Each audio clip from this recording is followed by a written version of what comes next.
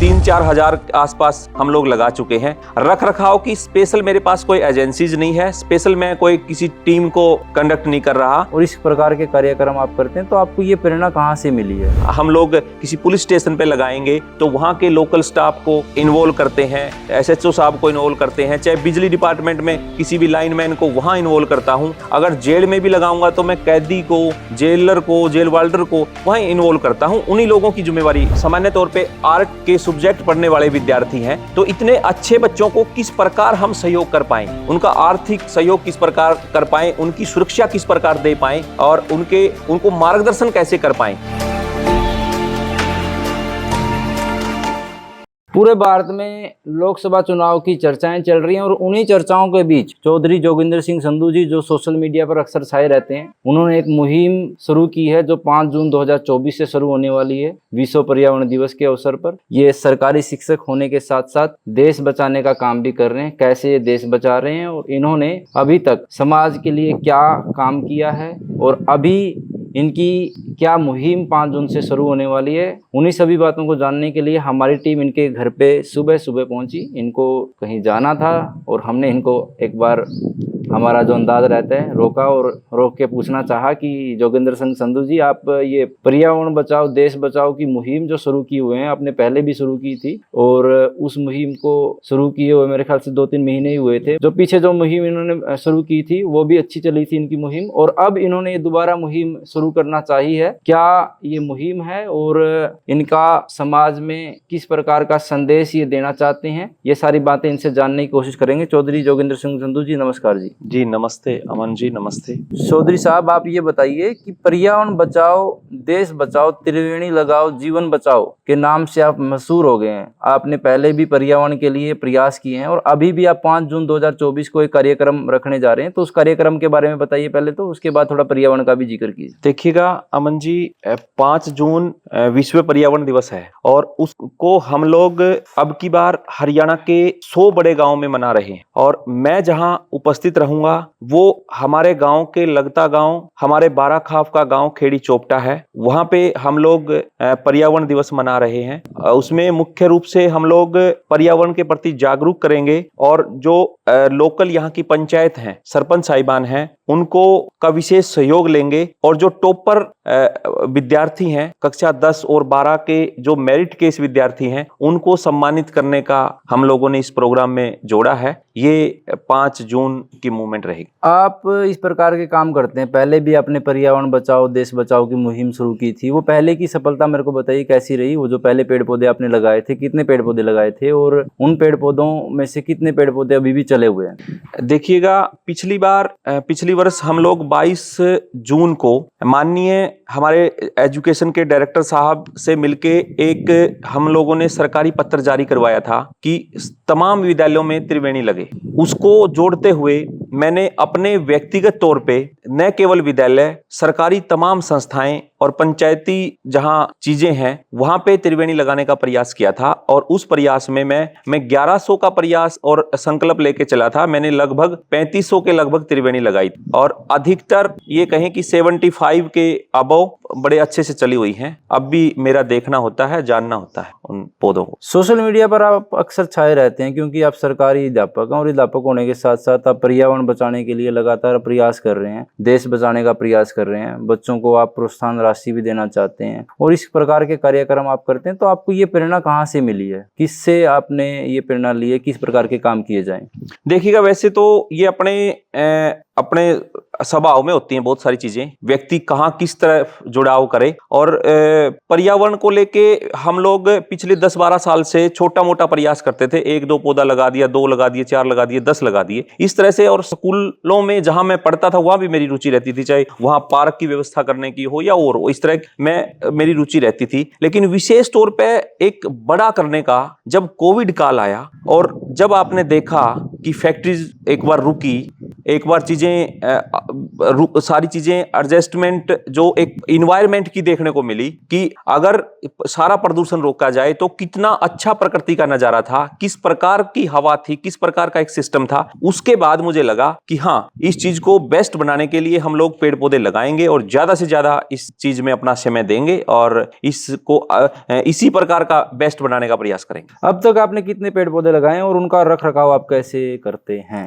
देखिएगा, मोस्टली ये मानिएगा कि 3-4 हजार आसपास हम लोग लगा चुके हैं। रख रखाव की स्पेशल मेरे पास कोई एजेंसीज नहीं है, स्पेशल मैं कोई किसी टीम को कंडक्ट नहीं कर रहा। हाँ, जहां मैं लगा रहा हूं मैं ये विशेष ध्यान रखता हूं, जहां मुझे ये गुंजाइश लगे कि ये पौधा चल नहीं पाएगा या पौधे को रख रखाव के लिए यहाँ विशेष रूप से कोई व्यक्ति नहीं है, कोई टीम नहीं है, तो मैं वहां नहीं लगाता। तो मेरा जो लगाने का मकसद ही ये रहता है कि किसी न किसी की रिस्पॉन्सिबिलिटी, चाहे हम लोग किसी पुलिस स्टेशन पे लगाएंगे तो वहां के लोकल स्टाफ को इन्वॉल्व करते हैं, SHO साहब को इन्वॉल्व करते हैं, चाहे बिजली डिपार्टमेंट में किसी भी लाइनमैन को वहां इन्वॉल्व करता हूं। अगर जेल में भी लगाऊंगा तो मैं कैदी को, जेलर को, जेल वार्डर को वहां इन्वॉल्व करता हूं। उन्हीं लोगों की जिम्मेवारी मैं छोड़ के आ जाता हूं। इस मुहिम के दौरान आपको किन किन चुनौतियों का सामना करना पड़ता है? क्योंकि चुनौतियां तो आती होंगी, ऐसा भी कहते होंगे लोग कि भाई आपने तो राजनीतिक स्टंट शुरू कर दिया है या फिर आपके पास इतने सारे पैसे कैसे आ गए, तो मतलब चुनौतियां क्या रहती हैं? हाँ बिल्कुल,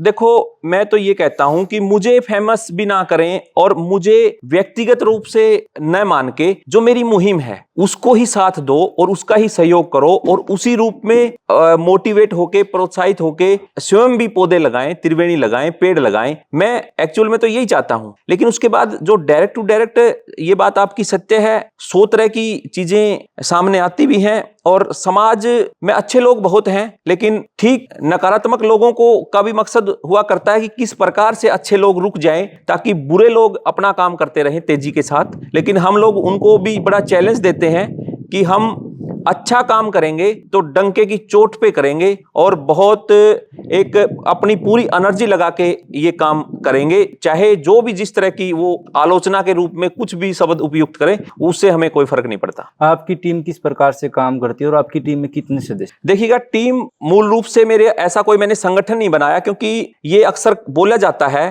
कि NGO है या संगठन है, फिर उसका टारगेट कुछ न कुछ पीछे वही चला जाता है जो आप बोल रहे हैं। मैं तो व्यक्तिगत तौर पे खुद प्रयास करता हूं और जो लोग मेरे जानने वाले हैं, मेरे चाहे बहुत सारे तो शिक्षक हैं, हजारों शिक्षक ऐसे हैं जो इस मुहिम में जुड़े हुए हैं और बाकी भी समाज के, चाहे अपने गांव के युवा हैं या और भी आसपास के हैं, और इसके साथ साथ अधिकारी भी बड़ा साथ दे रहे हैं। तो ये तो एक नॉन पॉलिटिकल प्लेटफॉर्म है, सामाजिक लोगों का एक समूह है और सामाजिक लोग किसी भी रूप में अपना समय निकाल के जो उनका मूल कार्य है उससे हटके जो समाज सेवा करना चाह रहा है, केवल यहां श्रम दान ही किया जाता है और काम ही किया जाता है अपने क्षेत्र में, अपने लेवल पे। यही हमारा मुख्य उद्देश्य है, यही हमारा विचारधारा, यही संगठन है। अब 5 जून 2024 को आप कितने पेड़ पौधे लगाने की सोच रहे हैं? मतलब आपने सोचा होगा, क्योंकि आपके दिमाग में तो ये बात आ गई होगी कि मैंने पिछली बार 1100 लगाए थे, अब की बार आप कितने लगाएंगे? देखिएगा, मैं बहुत सारी बातें, एक भाईचारे में ज्यादा आस्था रखता हूं, भाईचारे में ज्यादा विश्वास रखता हूं। 5 जून को तमाम मेरे गांव के आसपास के सरपंच साहिबान होंगे, तमाम अधिकारीगण होंगे, उन सब के बीच में जो फैसला लिया जाएगा, जो टारगेट रखा जाएगा, उसको अचीव करने का ही हमारा टारगेट रहेगा। मैं व्यक्तिगत तौर पे ऐसा नहीं सोचता, और पिछली बार मैंने व्यक्तिगत तौर पे सोचा था, अब की बार ये सामाजिक एक चीज बन चुकी है और भिन्न भिन्न जो प्रोग्राम होंगे, सभी की जो राय होगी उसके साथ एक उसको जोड़ के ही एक बड़ा टारगेट रखा जाएगा। आपने बताया 10वीं और 12वीं में जिन बच्चों को मेरिट आई है, आसपास के जितने भी गांव हैं वहां से सारे बच्चे आने वाले हैं, तो उन बच्चों को आप क्या प्रोत्साहन राशि के रूप में देने वाले हैं? मतलब क्या विशेष रहेगा उन बच्चों के लिए? उन बच्चों के लिए विशेष तौर पे तो हम लोग उन विद्यालयों के प्रिंसिपल्स को भी हम लोगों ने बुलाया है और उनको प्रोत्साहित किया जाएगा और इस मूवमेंट से, मुहिम से भी जोड़ा जाना मुख्य उद्देश्य रहेगा। और ऐसे बच्चों की किस प्रकार सहायता की जाए और समाज के वो लोग जो सहायता करना चाहते हैं उन लोगों का डायरेक्ट टू डायरेक्ट परिचय भी कराया जाएगा कि हमारे ग्रामीण अंचल में धरातल के ऊपर ऐसे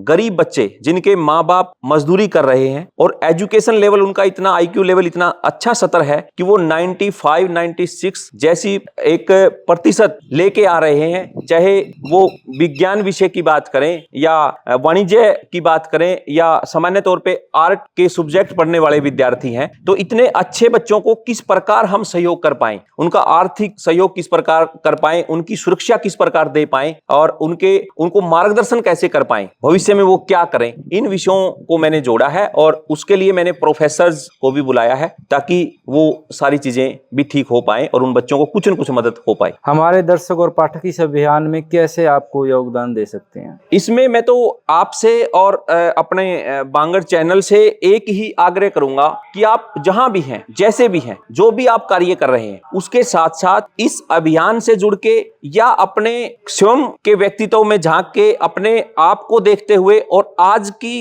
तपती हुई गर्मी के टेम्परेचर को देखते हुए और जीव जंतुओं का, तमाम प्राणी जगत का, मानव जाति का हित करते हुए अधिक से अधिक पौधे लगाएं, पेड़ पौधे लगाएं और पर्यावरण को बचाएं।